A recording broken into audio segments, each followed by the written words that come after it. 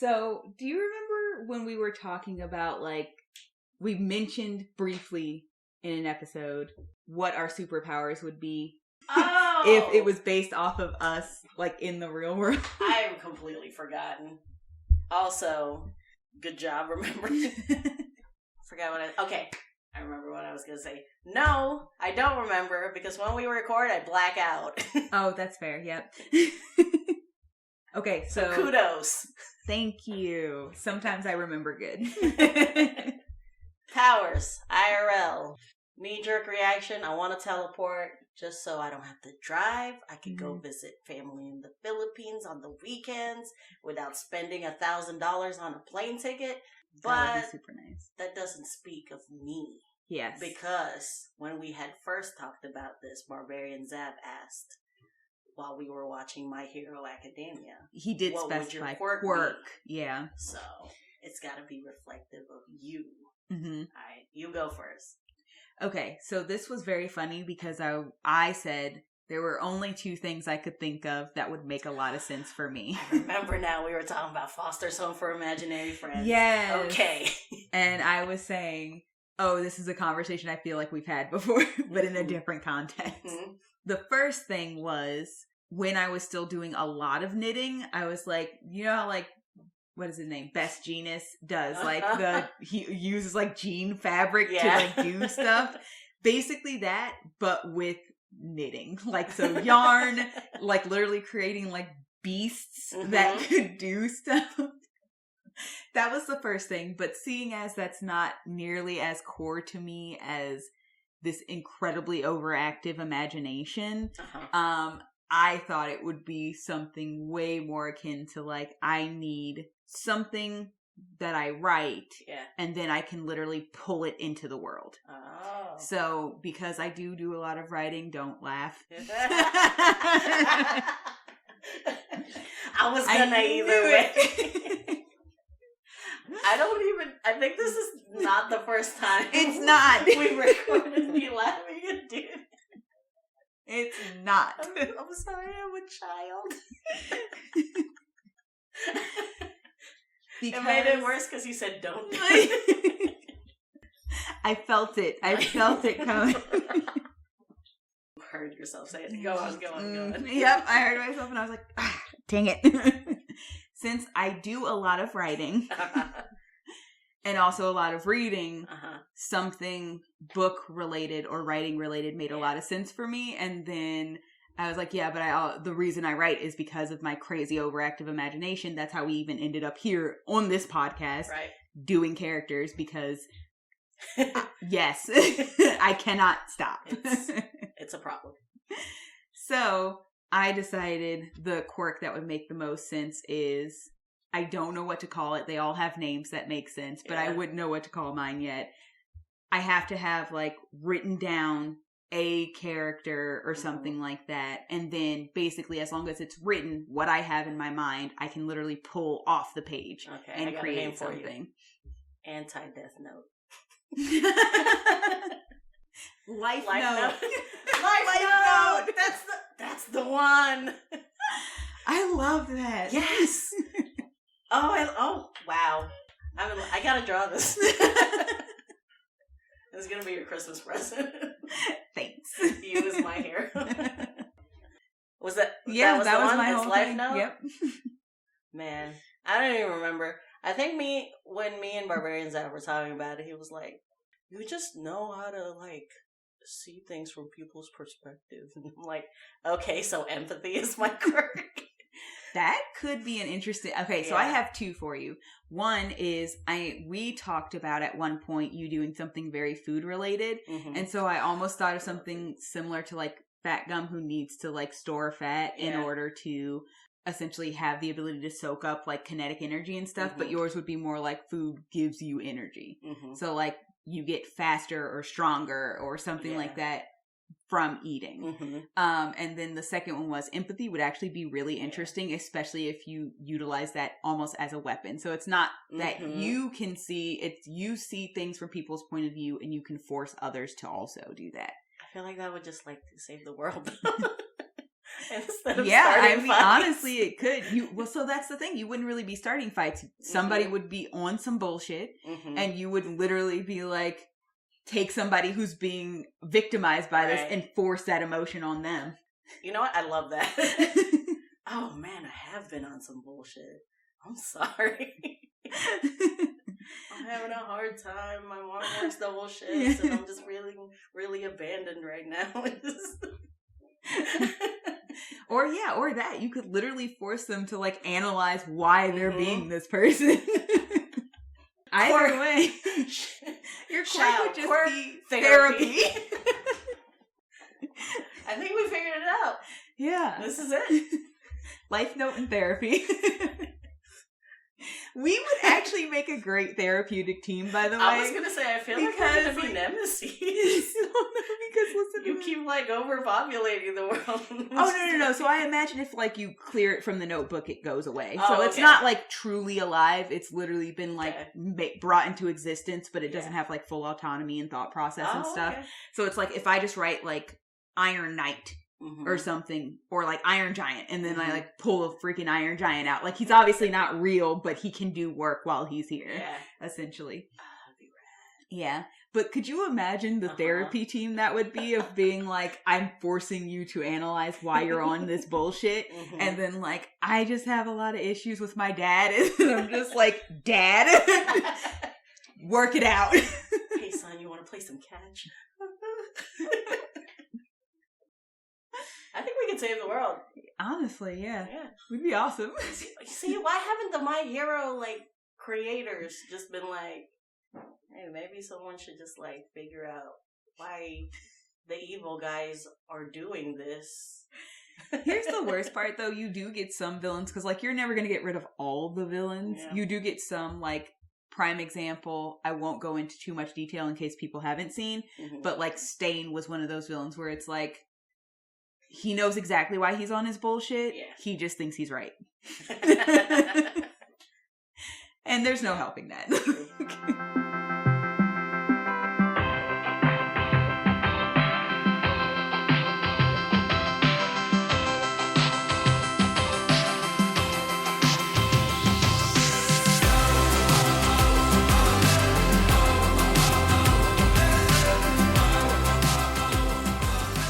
This is a podcast. Yeah. This is our podcast. This is. Hi, I'm your resident rogue, Oreo. And I'm your trusty druid, Shao. I am here because I make a lot of, as I stated in this intro, I make a lot of characters currently for Dungeons and Dragons, sometimes for other things. Don't ask me about my other OCs. We already made her. And I wanted a place to put them out into the world, honestly. That's not addressed in the intro. I'm here to draw them.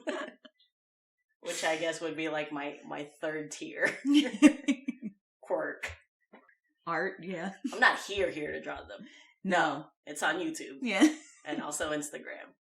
I'll tell you more about it later. Links in the bio. That's what all the professions say. We got bio on here? I don't know. Listen. We'll figure it out. I watch them all the time. They all say link in the bio. I don't know what that means yet. It's gotta be something. It means a thing, I'm just sure. Like picturing you with like the conspiracy board, like links, bio, all the YouTubers, thread. Like Instagram. What is the link? Where is the bio? Welcome to the party. Yep. Anyway. You're back with another one. I do have another character. It does not have anything to do with links and bios. That's a character. Yeah. Just social media art. Social media art. And like a modern day campaign would actually be a lot of fun. You would need a modern gay campaign though. Modern gay? Yes. It's 2021. Love is love is love. I said a modern, gay. That's the only campaign I want to play in. It's important to know where the punctuation goes. So another tiefling. I do have another tiefling. This is all you told me before we hit record. Yeah, here's the thing. I do enjoy tieflings. I think I make them second to elves or second and third to like elves and halflings. Yeah. Those are my faves. I don't think I've ever made. I don't know why. Like, I think it's, for me, I really like characters who I can make look very different. Mm-hmm. Like, very distinct, very different. Elves, tieflings. I play around a lot with Aasimar. Mm-hmm. Those are all, like, you can have, like, miles away from each other. Yeah. Same character. You could have the same family, completely different looking characters. Right. And that's a lot of fun. I like thinking of physical descriptions. I can't draw them to save my life, which is how we ended up here also. Mm-hmm. So yes, this tiefling is miles apart from the other tiefling. But her name is Kallista, nickname Chef. No last name. No last name, like Cher. Or Prince. I'm always going to bring up these two. Or Shakira. No last name, like Cher, Prince, Shakira, Beyonce, the greats. She actually doesn't have a last name partially because she was raised by gnomes, but the gnomes are not her parents. This is miles away from your birth. Okay. You already got me. Yes. Go on. This is a very country character. Oh, I will start off by saying does this one have a sub-race? Like, yeah, she's variant. Okay. I use just regular variant, no legacy or anything like that. I gave her wings. Ooh. Because I also I did like the idea of giving, because they don't get, they only get, the bat wings when you do. I don't know why I mimed wings, people were going to see that. You heard me say wings. You know what they are. I don't know how miming would have described bat wings. They wouldn't have. This was the movement I did. You guys can't see. That was just for you. Super inaccurate to bat wings. Also, actually, super inaccurate to all wings. However, wings also a thing. No miming this time. And that was so variant is interesting because you do pick several different things for variant. Okay. You roll a d4, and based on what you get for the d4, that's what you end up with. I got wings was one of the things I picked, and then as part of actual physical description, you get a couple other things. So she does have kind of sharp teeth, and then most tieflings don't have they just have the plain scalarius, just full color eyes, right? She has cat eyes. Oh, yeah. That was the other thing. That's part of the things. I think it's hooves versus feet are one of the things. The pointy teeth. Something's different about the tail. I can't remember exactly what it is. I think it's forked instead of the normal tail that they would get. And then eyes are a thing that can get the variation, and then obviously wings are also. And the wings are. They're mechanically non-functional, right? No, they're functional. The wings are functional. The tail is, I think the tail is also prehensile. I don't know anything about building a tieflings are a lot of fun. Yeah. I highly suggest you check them out. Full confession, I veered away from them because of my strong Catholic upbringing.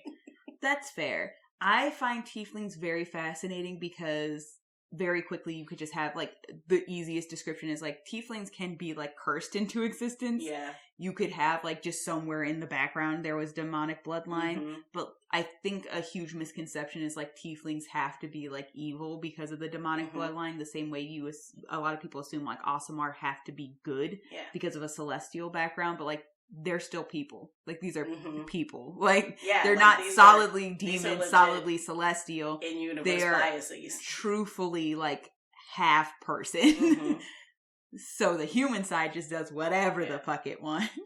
I mean, I've made several NPCs. I don't know. I just personally have never been I don't want to play a tiefling. I don't know. But if you look into it, it is very fascinating, very interesting, and I also like that in the actual player's handbook when they talk about tieflings, they also talk about them being ostracized because of people's preconceived notions of a tiefling. Am I just an NPC? Am I a commoner? Oh no. But that's really interesting because obviously depending on your world, you don't have to do that if you do homebrew worlds, but for the actual D&D worlds, that is a thing that happens with tieflings, so it's kind of interesting. Yeah. Maybe maybe I need a fucking character arc. What have I done? These tieflings are nice. They're all different, just like me. Don't generalize. And there's today's lesson. So skin tone? Gray. Gray. Dark gray, light gray? We'll say dark gray. Dark gray. Because I gave her short, white, wavy hair. I also gave her white freckles. White, wavy hair, con freckles. She is short. She is 4'8". Whoa. Yep. This is opposite. Yeah, I told you. Sapphire. Very different.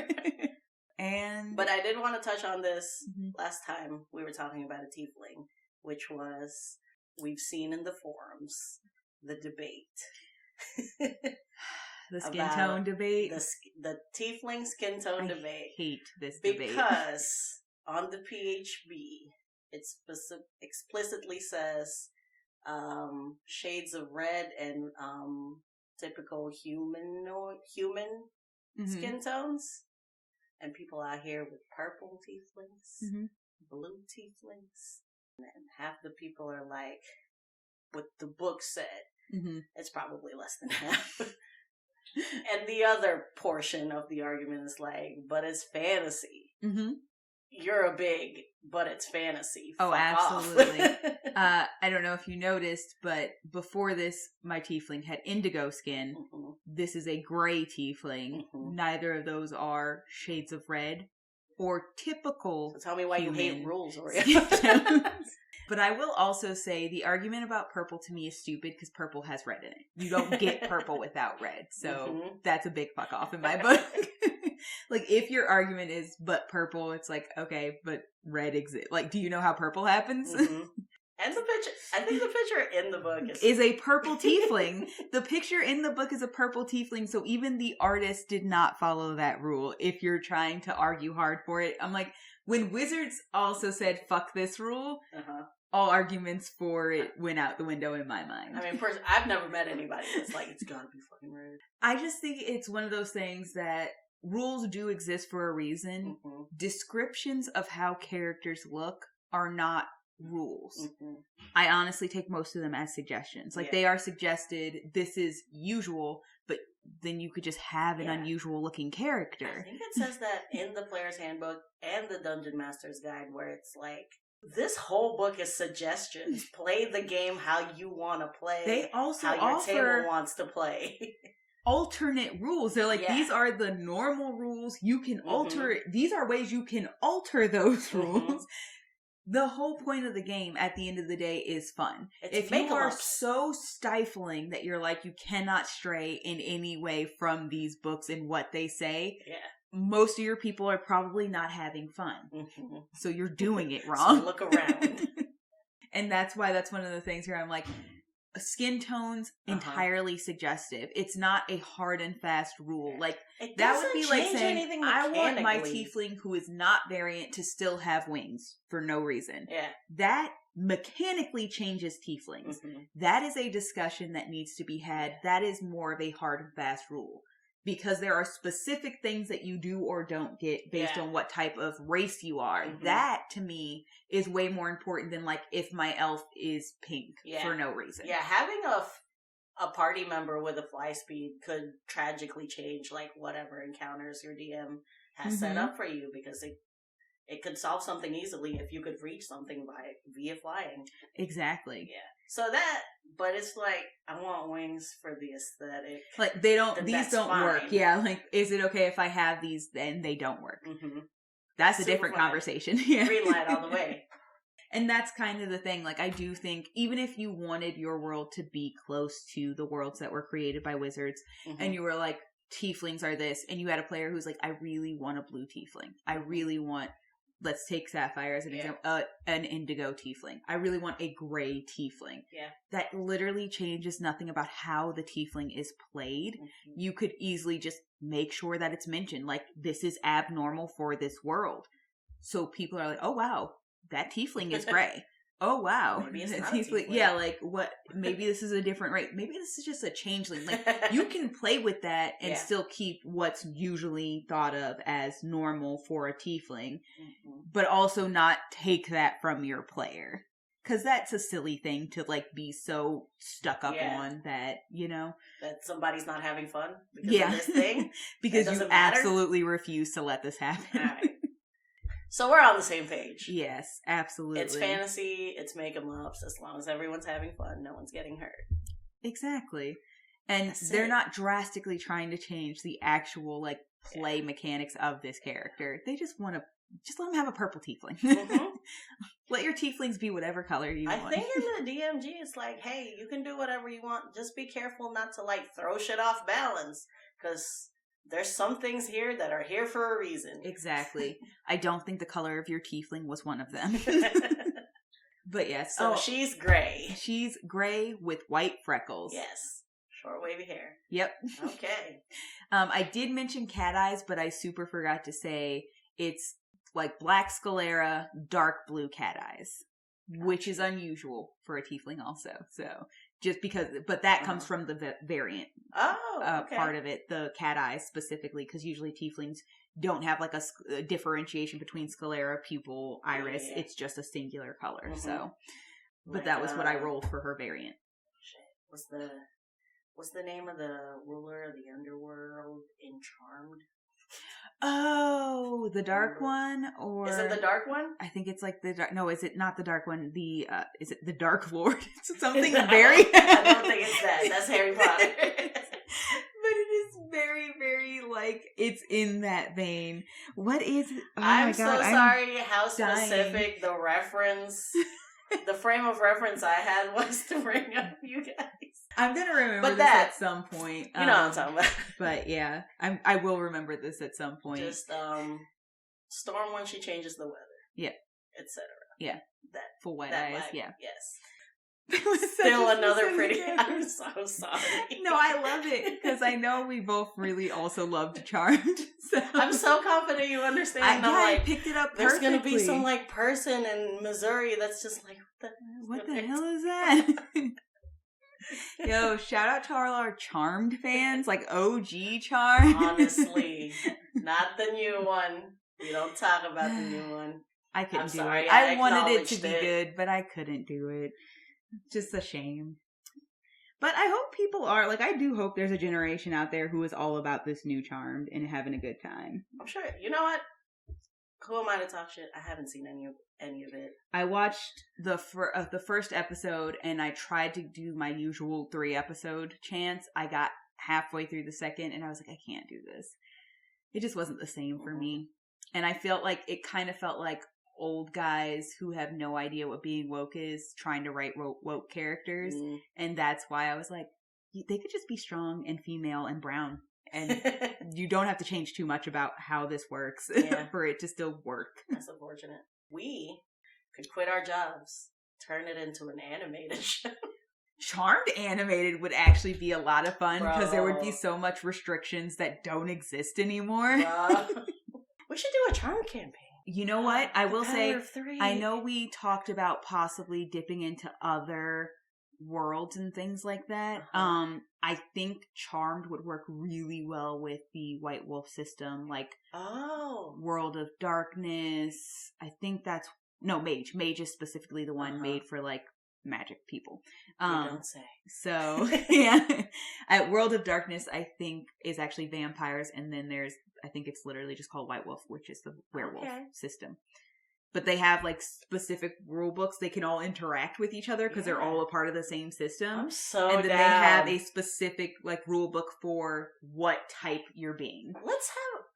Let's try to do an all-female like little one-shot or something. That would be a lot of fun. We stay playing with the boys. We do. And last night. We do have enough females to do just like a full all-female campaign or one-shot or something, or like just mini campaign or something. That would be a lot of fun. I know. I don't know if you've been watching the new Dimension 20, the current Dimension 20. No, I really want to. Like, I haven't even caught up on. So horny, Oreo. Because everyone just feels so safe to be horny, Oreo. That's wonderful. So here's the thing. I'm not even caught up on their fantasy high. Mm-hmm. I feel like I just want to skip it and see what's going on with the 7. Because the second I found out, they were just like, hey, we've been through some shit together, so we're just going to roll with each other. Mm-hmm. Like, this is just our party now. Mm-hmm. I was like, I want to know what they're up to. And then they gave it to us. Highly recommend. If you don't already. I would be surprised if you're here and you're not familiar with Dimension 20. Shout out to Dimension 20 though. Yes. Fucking love that one. But honestly, we should do an all-female or maybe Charmed or them together. Yeah. I'm into it. I'm super into it too. I've super sidetracked us. My bad. Yes, no, that's totally okay. Anyway, so back to Kallista, who is also a female. But that's up to you. Hard swerve. But no, so this character is, like I said, so different from my last tiefling I gave you. Very short, kind of, not really like thinner. She's like 110, but like she's 4'8", so a little bit stockier on the shorter side. Mm-hmm. What's that in kilograms for our international party members? Yes. Yes, what is it in kilograms? I want to say 50 kilograms. Okay. I think. I've been abroad. I have not. I should go. Let's go. I was like, F your husband, let's go to Ireland ourselves. Could you imagine how mad he would be? That would be so cruel. We'll go to Scotland. He won't care. I'll be like, oh, I don't want to go there. Sunny and Spidey will not mind at all. No, I don't think they would care. I've done it again. Yep, I'm so sorry. Okay. So back in it. So yes, she does not have a known last name because she was not raised by whoever her parents were. She doesn't know her original parents. She was essentially adopted into this gnome family, and raised by them. Love that. I love it so much. And it's very funny that she did end up just being super short anyway. Yeah. Like, she's still the tallest person among them, the gnomes, but she's still a very short... But it's like just by inches. Person, yeah. Oh, I already did description, so we're good there. She does have regular feet. She doesn't have the hooked feet. Okay. Obviously, she has a tail still. They all have tails. But for her specifically, Tiefling variant, Artificer, Alchemist... subclass. So her highest stat is actually intelligence. Yeah, that makes sense mechanically, but go on. Followed by con or dex, interchangeably. Okay. A lot of that has to do with, obviously, tieflings. They usually pick nicknames that have to do with, like, their virtues or what they want to be or do. Right. So her nickname being Chef is very telling. That's why dex is pretty high up there. Yeah. Lot of sleight of hand you need to do to be a good cook. Con is just because I do imagine her being a bit more like strong, stable, stocky. I imagine experimenting with foods. Yes, that also, and we'll get into why that's important in a hot, because that's solidly a huge part of it. Right. Just hold your horses. And then this is very fun for me. Her charisma is next. Like, I say charisma specifically third from bottom. Okay. So she's not super uncharismatic. She's actually a pretty fun person to be around, but that's because you need strength and wisdom to be low. Okay. I kind of lean towards wisdom being her lowest. Okay. Possibly in the next lowest. So high int, low whiz character. Okay. Strength, it would kind of make sense to be higher than wisdom, to be sure, just because she's doing a lot of cooking, carrying around a lot of heavy pots, that kind of stuff. I gotta get into this background so that you understand why all of this tickles me just so deeply. I want to giggle too. So I'll first say, background I gave her was failed merchant. That ties directly into her backstory. Okay. Which is, Kallista was raised, obviously, by a family of gnomes. Her peepaw before her and her mama were both cooks. It was always their dream to open up a restaurant. Kallista got to do that for them. So she's like 25. She's a little bit older. She's done a little bit more with her life. Yeah. Her restaurant went under, unfortunately. It's not because her cooking is bad. It's because people weren't super happy about the unintended side effects of the food she was serving. Okay. High int, low whiz. Wow, I see. So this is why she's specifically an alchemist. Mm-hmm. Her food does what the spells do. I see. So fireball, ribeye steak, reverse gravity, freaking milkshake. This is why this character is so much fun to me. So just imagine, like, you have this food, like, as I said, very southern. So, like, she's cooking up, like, gumbo and cobblers and just, like, seafood boils and, like, jambalayas. Like, she is deep south, good soul food. Just, like, kicking ass. It is, and the worst part is, it is delicious food. But Carol Ann is not happy that Jimmy is now invisible. And she's not just left you, Carol Ann. Like, she's not advertising that they do this because in her mind, she's just cooking good food. Yeah. Like, these are the recipes she was given.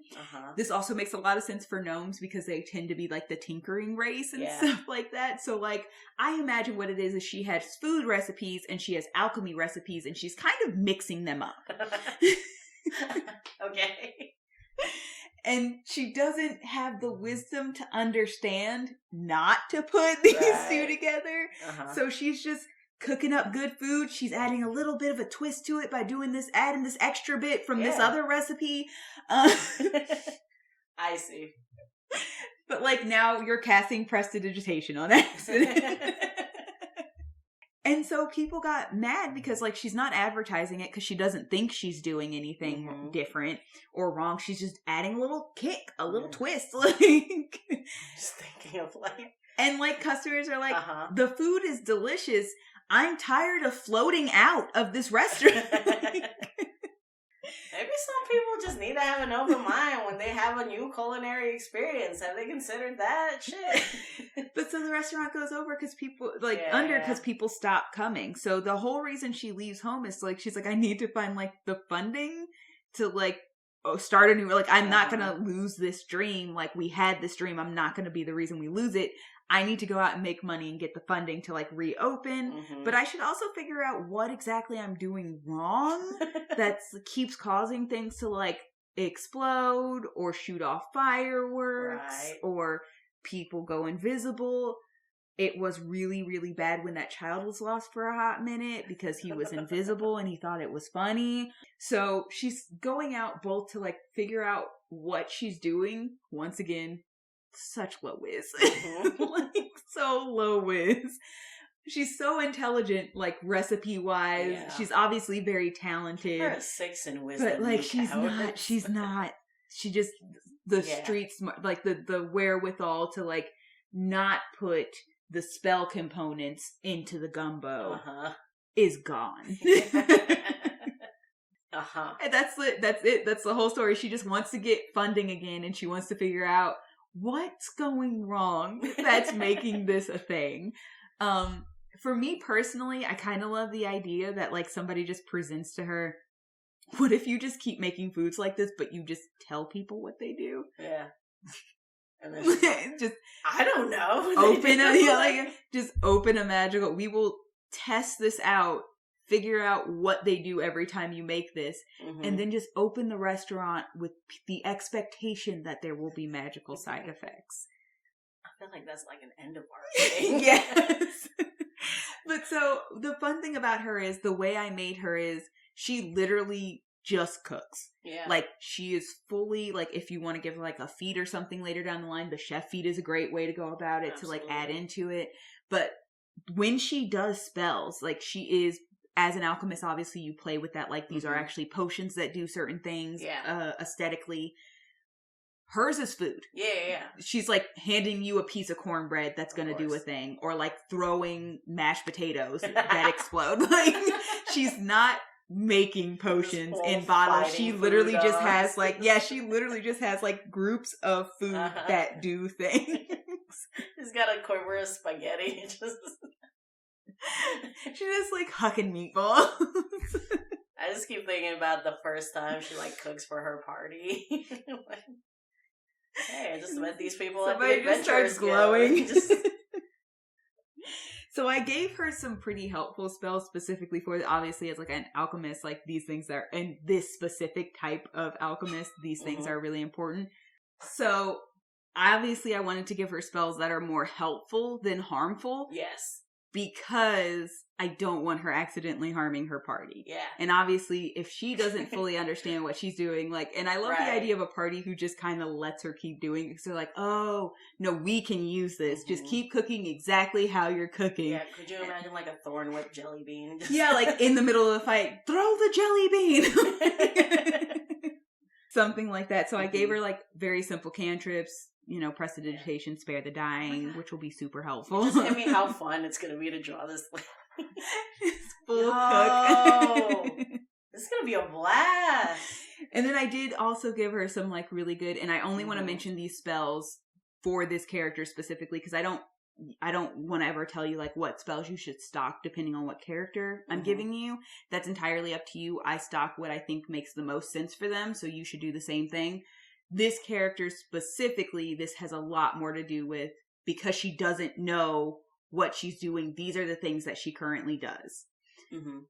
So, like, I was like, oh, yeah, like a prestidigitation. That one could do any number of things. Like, so, because she's not picking what it does, you could essentially just, like, roll a dice for what prestidigitation does and figure out which one pops up this time. Spare the dying, because obviously that would be super helpful. And it would be hilarious for her to be like, my peach cobbler has saved lives. And just like shove some cobbler down somebody's throat. I gave cure wounds. Same thing. Yeah. This is very life-giving food. Yeah. Featherfall.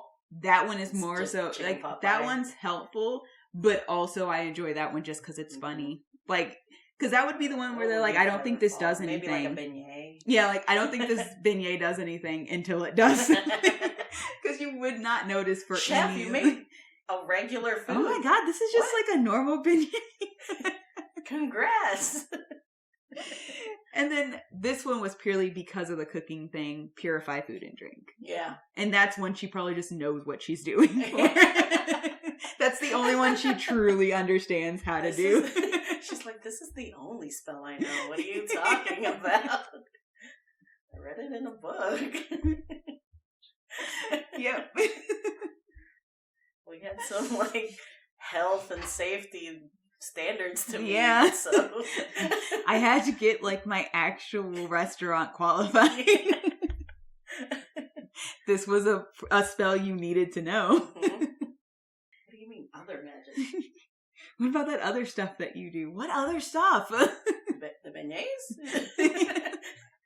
The gumbo? The jambalaya? Like, you gotta be more specific. I make a lot of food. And in my mind, if I ever get around to playing her, she absolutely has a southern accent. Yeah. Just deep south southern accent. She's so comforting. And that's the thing. So dangerous. That's why I said, like, her charisma's pretty decent, because it's like, I can't hate you, but, like, also, god damn, this whiz is so exhausting. And that's, like, the whole character is just, like, an aspiring chef who's fucking up, like, her spells and her food. That, you know what? That would be, like, a fun mechanic to make with your DM, and just sit down with them and, like, hey, let's make a table I have to roll every time. I think it would, like, so for me, I think it would literally be, like, you and your DM sit down and you're like, this is what this specific food I think would do. And then based on level, like, oh, this is a more complex recipe that I have to do, and that's a higher level spell that she's making it I'm into. imagining, like, at least first level, she's just, like, wild magic. Oh, yeah. And then as she's like... I love that because I love the idea of her essentially in her mind perfecting a recipe. Yeah.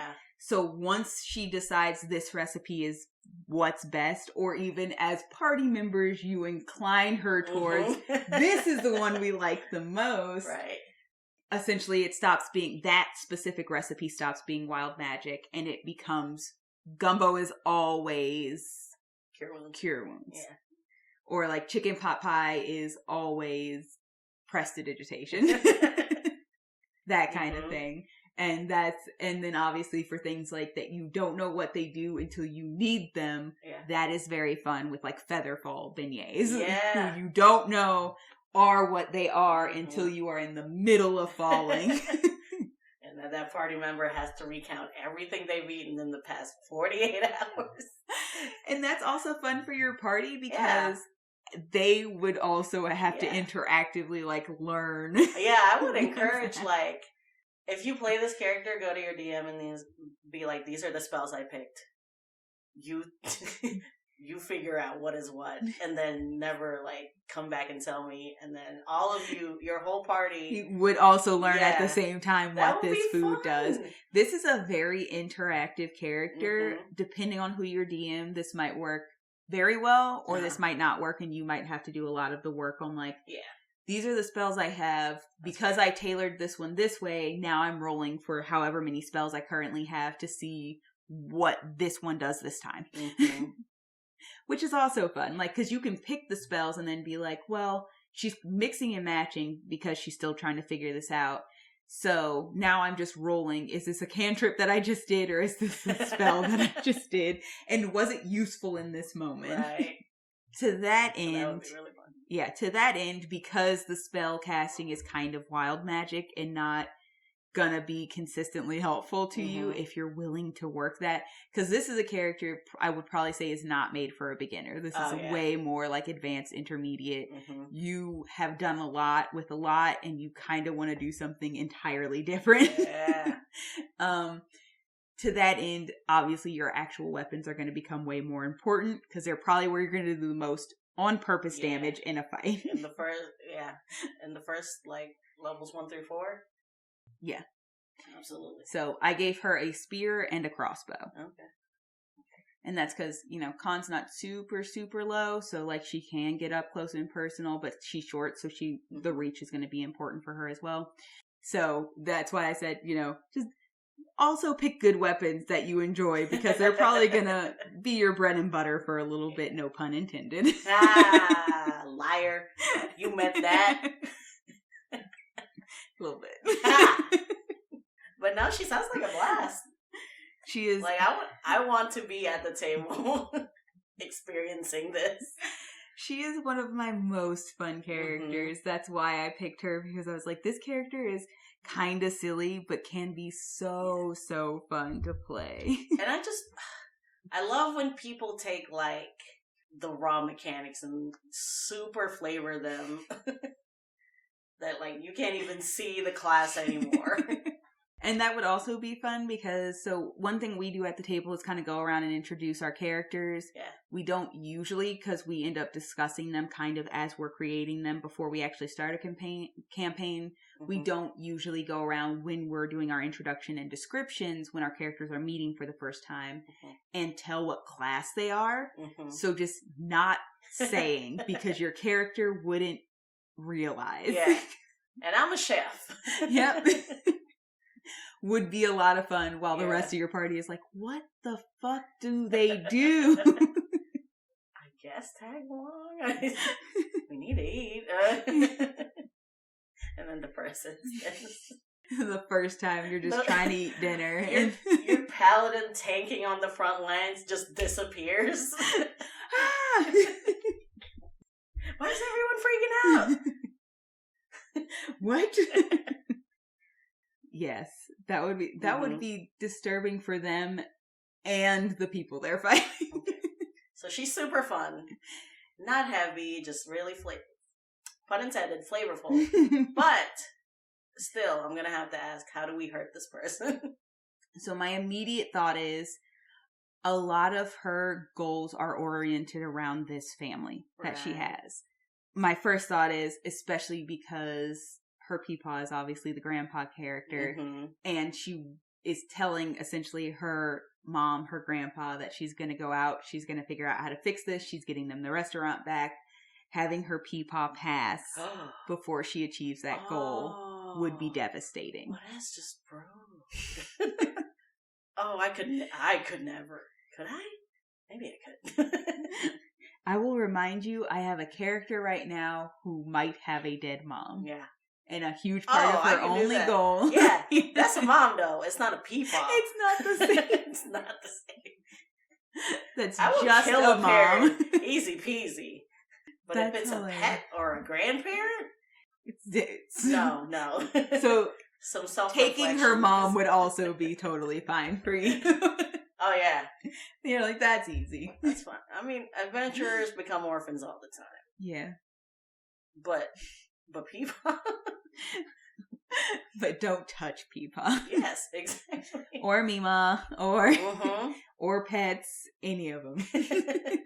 Because parents are necessary, you know? Killing Peepaw feels so unnecessary. What good does this do anyone? That's the point. It doesn't do any good. She's just hurt. I do also have that in that string that has not been touched by her backstory at all, which is entirely open for a DM to mess with. She was a tiefling. Yes. This is an adopted family. Right. She knows nothing about her real family. Yeah. Her adopted family knows nothing about her real family. You could do anything with that and cause mayhem. What if she meets another tiefling and they hate her? Oh, that would be insulting. It's like the first other tiefling she ever meets. Just going to like a different, like the big city and like bringing your good old like deep south food and they're like, this is disgusting because they're all just like haughty and annoying. Yeah. This is far too much grease. Yep. Yeah, that would mess her up for sure. Yeah, definitely. Honestly, just tugging on like the real parent line and like making it way darker than like she expected. Did you have any ideas about like her origins? So I purposefully made no hints, no ideas about her origins. I think it would be interesting if something kind of sinister happened and then that came back at her and like kind of threatened all the people that she cares about. So like, because you have so much to work with a tiefling storyline, you could have like a demon who very specifically wanted to do something and was trying to make children for a specific reason, like needing a different vessel or something like that, just like something, a gateway or something like that, and making it like way bigger than she expected with this very simple backstory and causing issues. Or she runs into somebody who's like, oh snap, you look very familiar. And like, it's because they know like a parent or something like that, or used to know a parent. And then she gets the chance to finally go after that and finds out it's not like because they died or something like that. It's because they were angry they had a tiefling child. And so they just abandoned her or something. Yeah. A lot of avenues. Yeah. I don't know what to say. But for real, like the past 20 minutes, I forgot she was a tiefling. Oh, fun chef character. Hell yeah, let's play with her. Yeah, and then like, so having this character who has such a lighthearted backstory and then bringing something really dark and sinister from like the part of her life she has no recollection of at all and had no like control over. Tiefling where it's like, there was demon blood generations ago, and now you're the chosen one. Yep. We've been waiting for you to happen this whole time. And now you finally did, and I'm coming to take you. And she's like, no. Excuse me? I'm sorry, what? Yes, exactly. I don't know you. So what's the lesson here? Go to New Orleans and get you some beignets. Honestly, yes. Listen, sometimes a character can just be fun. You know what I mean? Like, because I do have a lot of characters who have like dark and twisted backstories. I have characters who have like just like kind of sad, much to work through. This character is just like, I just want my restaurant back. Yeah. You can definitely dive deeper into that. Like this is the family that chose and raised her. So like you can make this a lot more about giving back to them if you wanted to. Or you could just have it be like, I like cooking. I want my restaurant back. Yeah. I enjoyed my restaurant. Like All of your characters are so insertable. But yeah, this is the thing about her. She can be in a lighthearted campaign, or she could be in like some fucking grim dark shit. Yes, even though she comes from she could this... have like a very lighthearted backstory, and then like this heavy shit just gets dropped on her, and now it's like, I want my restaurant back for the family that loved me, but also now I have to stop my demon daddy. Put him wherever. Talk to your DMs. Yes, absolutely. And so I did have an alternate, which is, it's not that she loses the restaurant, like she was kind of on the verge of it because of what she was doing. Yeah. Some people maybe just were like, yeah, but it's kind of like eclectic and cool, like, you know, so like she does build like a niche audience of like people who are like, yeah, I still patronize this restaurant. It's crazy. You never know what you're going to get. Like these little like thrill seekers.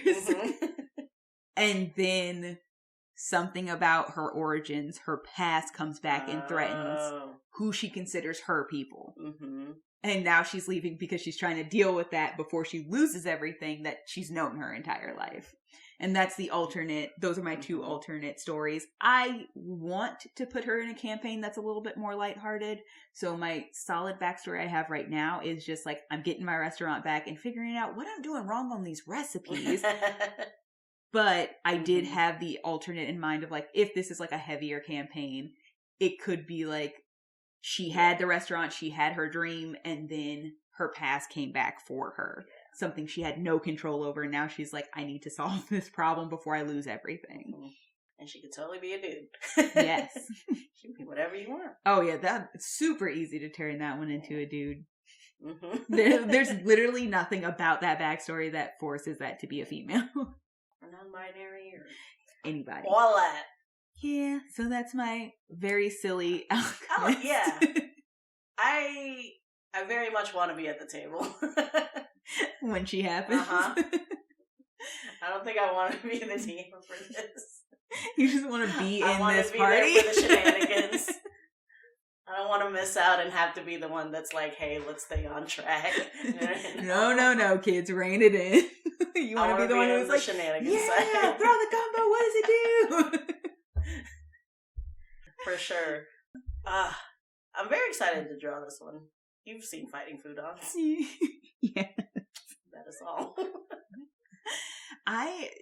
This is part of the reason why this character, because I had just the smallest idea of like, what if food but a weapon?